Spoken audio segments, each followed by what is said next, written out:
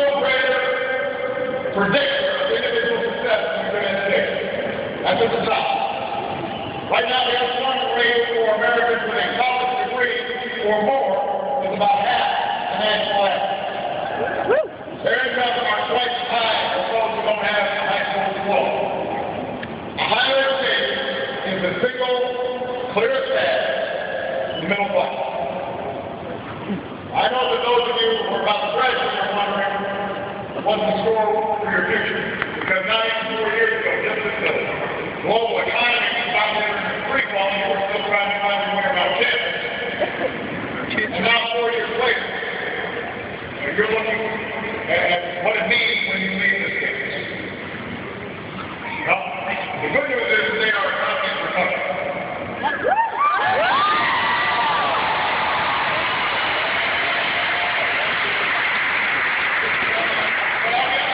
It's not yet fully healed from the worst economic crisis since the Great Depression.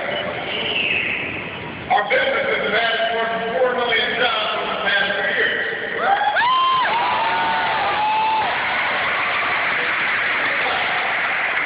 Still a lot of Americans who are out there looking for a job, or at least finding a job that pays the bill and helps cover the mortgage. There's still too many families who don't have that security, that basic middle class security that starts slipping away even before this crisis hits. But what I want all of you to know is that the degree you earn from Iowa will be the best tool you have to achieve that basic American promise. The idea that if you work hard, if you give it your all, if you're responsible, that you can do well enough to raise a family and own a home, send your own kids to college, put them away from retirement. It's the idea that each generation is going to have no more opportunity than the last.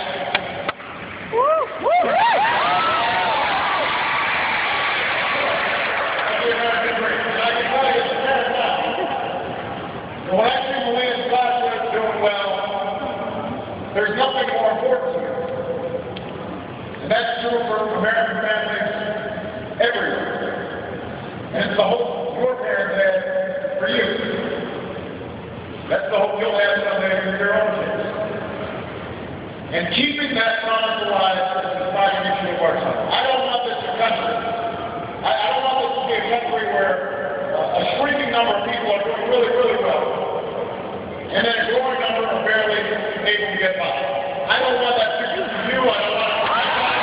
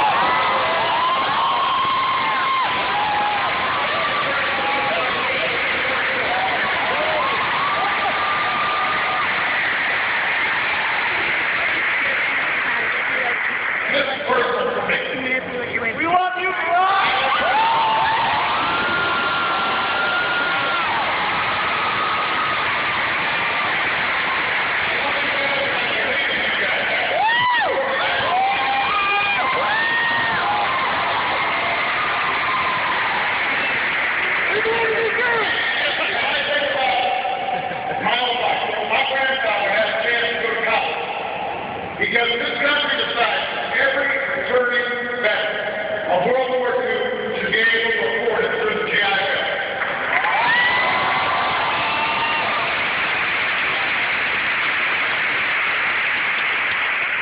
My mom was a single mom. My dad was around. She raised 2 kids by herself with the help of my grandparents because she was able to get grants to work her way through school. And I'm only here today. And Michelle is only where she is today.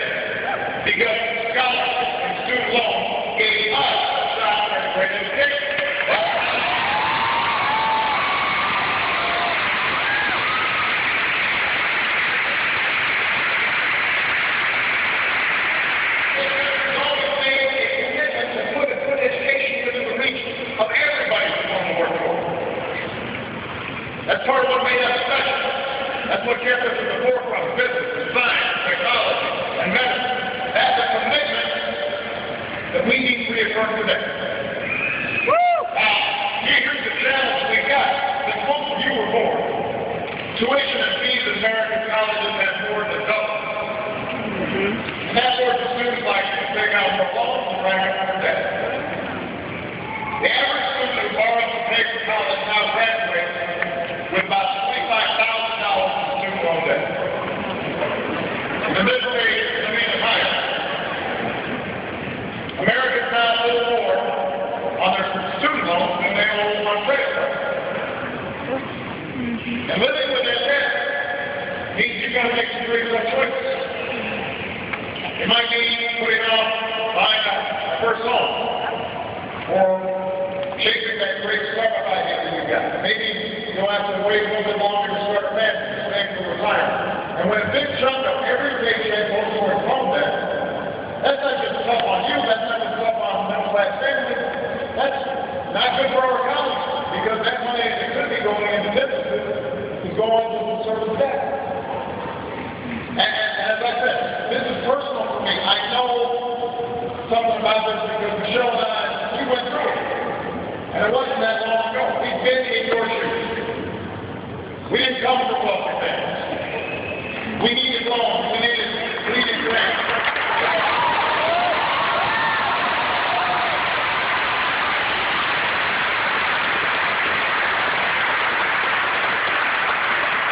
And that meant that when Michelle and I graduated from college and law school, we had a mountain of debt.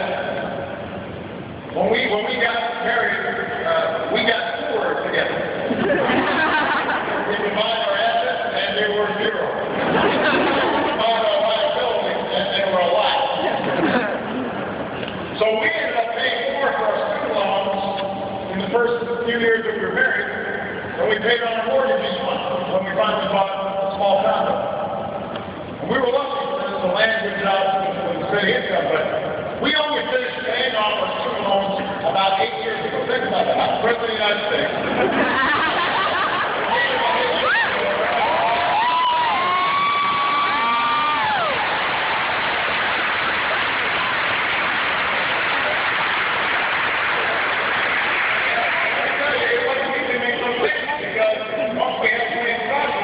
We're trying to save for their college education, even as we're paying off our own college education. So this is personal. This is at the heart of who we are. We've got to make college more affordable for more young people. We can't put a disadvantage at a disadvantage. We can't price out folks who are trying to make sure that they not only succeed for themselves, but help the country succeed. We can't price the middle class out of the top of their game.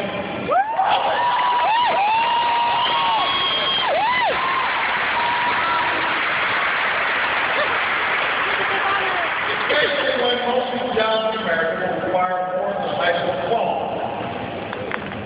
Higher education, whether it's a four-year institution or a two-year program, a community college, it can't be a luxury. It's an economic imperative for every family in America to be able to afford it. You know, before I came out here, I had a chance to meet on some places with a number of other students, and we had a conversation. And the stories they told me were so familiar. One young man, single mom, she had lost her job.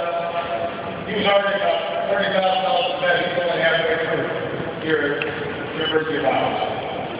Another young woman, her dad had been laid off from paycheck. They were trying to figure out how to make it, make sure not to graduate. Now, what I told them is, you're making the right decision because over the lifetime of earnings, you will more than earn back this investment you're making. But making it more affordable would sure help.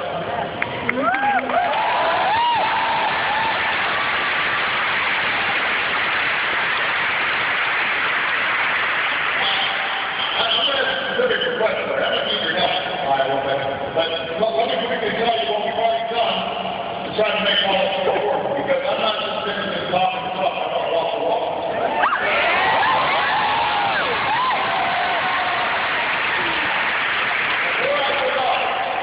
We had a student loan system where tens of billions of taxpayer dollars were going to the banks who were the middlemen on the federal student loan program. So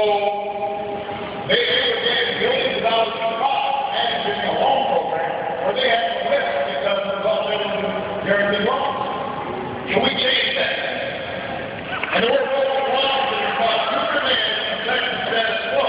One of them said it would be an outrage to change the system where banks are managing this thing. But the real outrage is letting them serve the middleman and fight on a profit while students were working 2 or 3 jobs just to get by. So we kept asking, we fought, and today we don't have middlemen. That money is going directly where it should have been.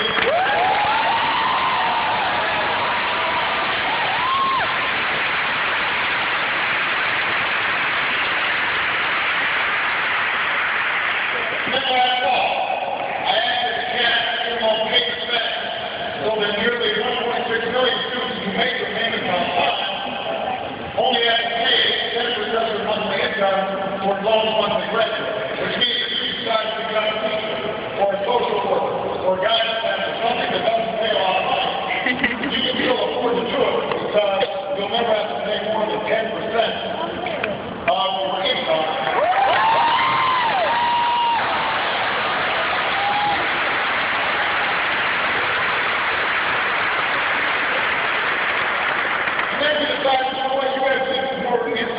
About this whole process. We want students to have access to a simple fashion on student loans and financial aid, so you can have all the information you need to make your own choices about how to pay for college. So some of you know we set up this new Consumer Finance Protection Bureau to look out for consumers. And so they're now putting out a statute called Know Before You Owe. Know Before You Owe. We're designed to sell that to you when we were in your shoes. And then what we said was, it's not enough just to increase student aid.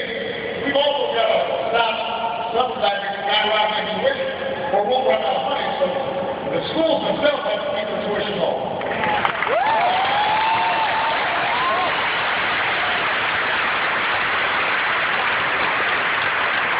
So we put out a challenge to colleges and universities. And I told Congress, steer federal aid to those schools that are doing a good job keeping tuition affordable and providing good value and serving their students well.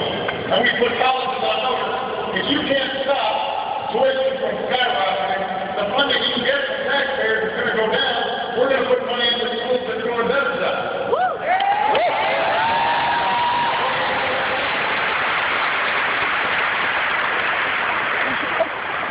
Public universities like this one does. State and state legislators also have to do their part by making higher education a higher priority.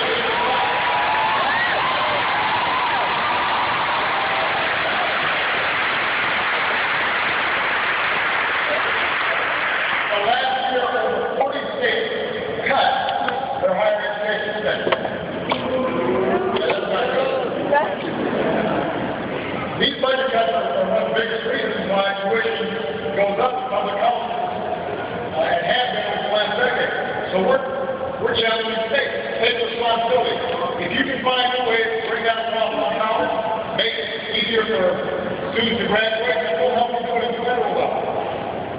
So that's what we've already done. Help our families, more young people afford higher education, offer incentives to states, colleges, and universities to keep costs down. That's what we've been doing now. It comes the tricky part. We've got to get Congress to do their part. That's what we've done.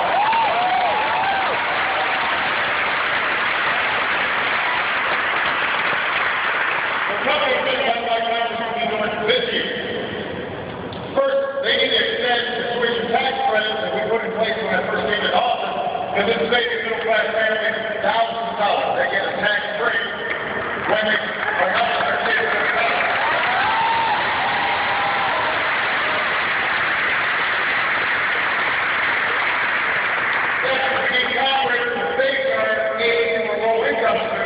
The today's Western software told you're going to be able to count on. We've got to make sure the companies are there for people who need it. Number 3, we've got to give more young people the chance to earn their way through college by doubling the number of work study jobs over the next year.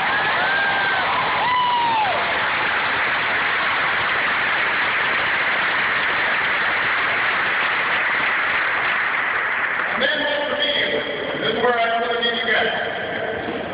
Congress needs to act right now to prevent interest rates on federal student loans shooting up and taking you down.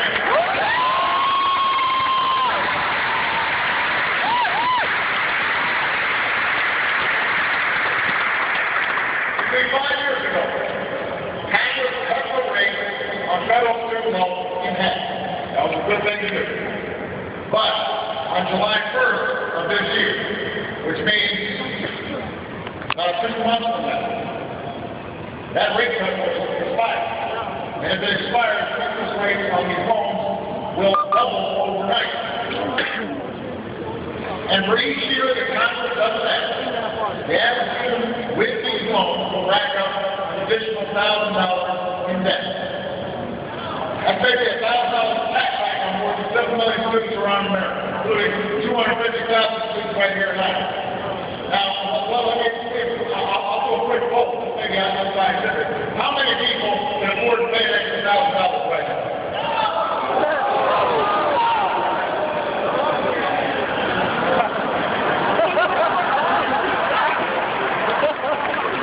I don't think so.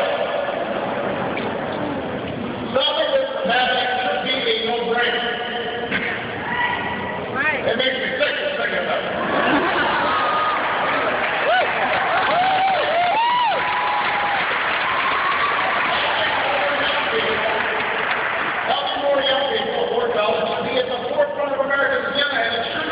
Republican or Democratic issues, it's an American issue.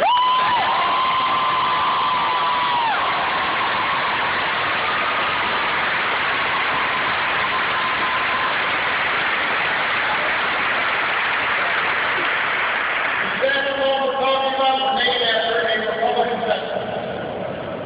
Pell Grant named after a Democratic senator. When Congress cut these rates 5 years ago, the majority of Democrats voted for it, 77 Republicans in the House of Representatives voted for it too. Now, the good news is the Senate introduced a bill last night that would keep student loan rates from doubling. That's the good news.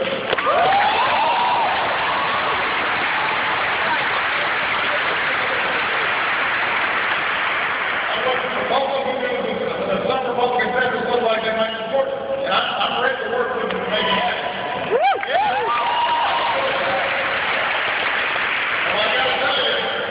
Republicans who run the House of Representatives have not yet said whether or not the stock will raise the double. And they did it, and the only way to do it is they cut rates like aid for low-income students. So I'm going to stretch my hand for a second. Think about that.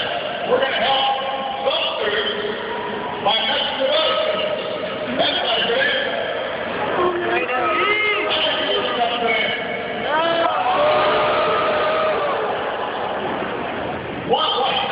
One of these members of Congress, sometimes I like to get these folks, because I'm always interested in how folks talk about this issue. You got one member of Congress who compared these student loans, I'm not kidding here, to a state-free cancer of socialism.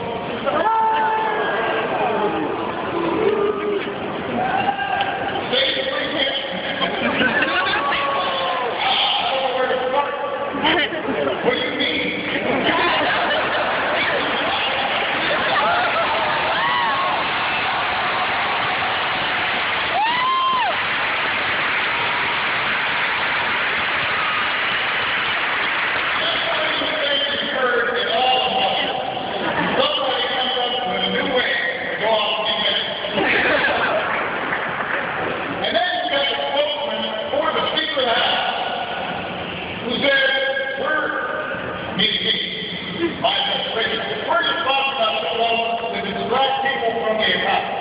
Now think about that for a second. Because these guys don't get it.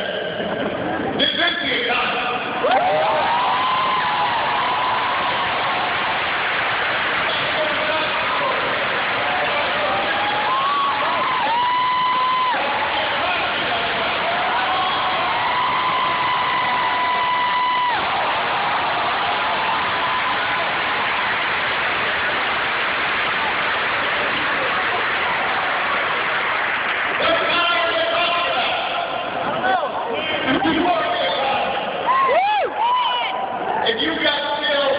you got talent, if you're starting a business, and companies are located here in Iowa because we've got a well-trained workforce, that's the economy. That's how we're going to compete. Making sure our next generation earns the best education possible is exactly America's business.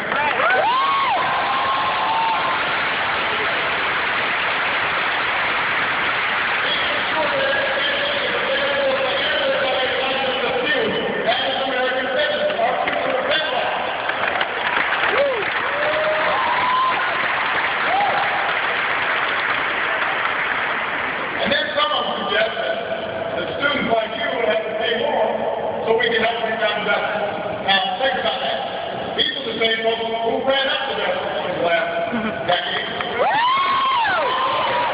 You give billions of dollars in taxpayer subsidies to big oil companies who are raking in record profits. They voted to let millionaires and billionaires keep paying lower taxes than middle-class workers.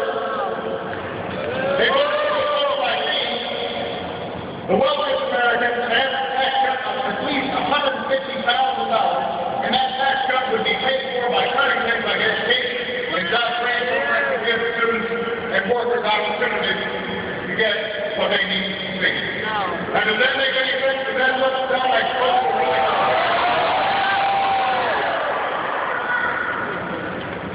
How can we want to maintain tax cuts for the wealthiest Americans? We don't need it, and we're in the for. I don't need one. I needed help back when I was your age. I don't need help now.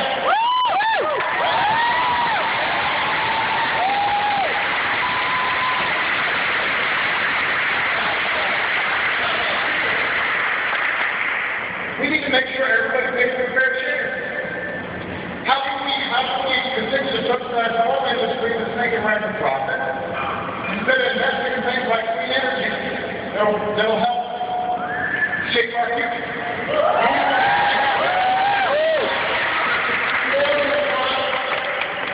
To keep investing in things that help us in the long run. Things like education and science and a strong military share for our government. Because we can't have it both ways. We can't do all things on the cheap. You know, and one thing I want to be clear about, is when I talk like this, sometimes the other side, they get all hot and they say, he's engaging in class warfare. It's not class warfare. We want every American to succeed. That's the point.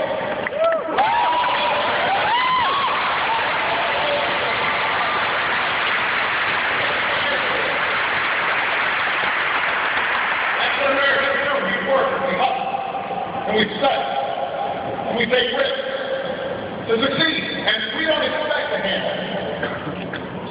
But we also understand we're in this thing together. And America's not about just a few people doing well. It's about everybody having a chance to do well. That's what the American dream is all about.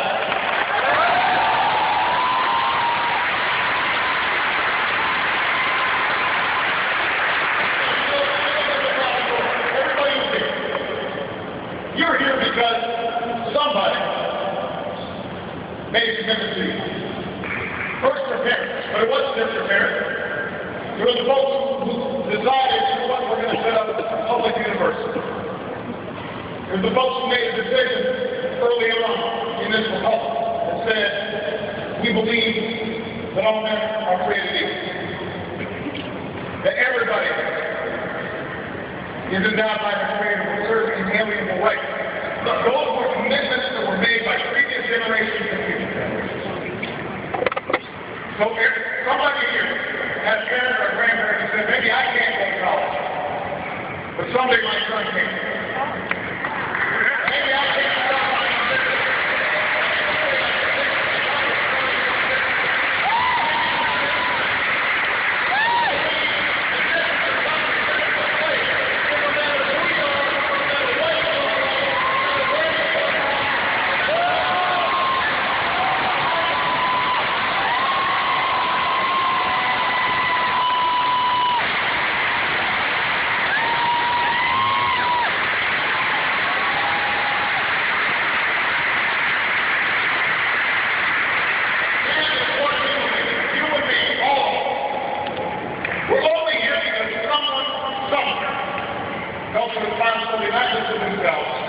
to this country too.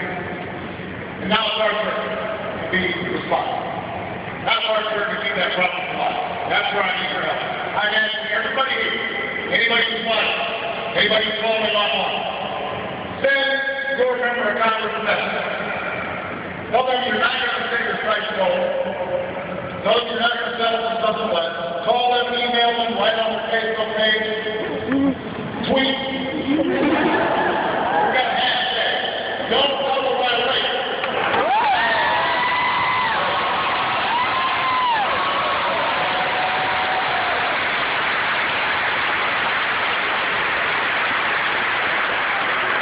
We had news with North Carolina, then the University of Colorado did this yesterday. They got trending worldwide for a while. Let's see if you guys can do it. We've got to keep things on about what you know that gets done. I need your help to do it. I need you to be heard. I need you to be helped. Now,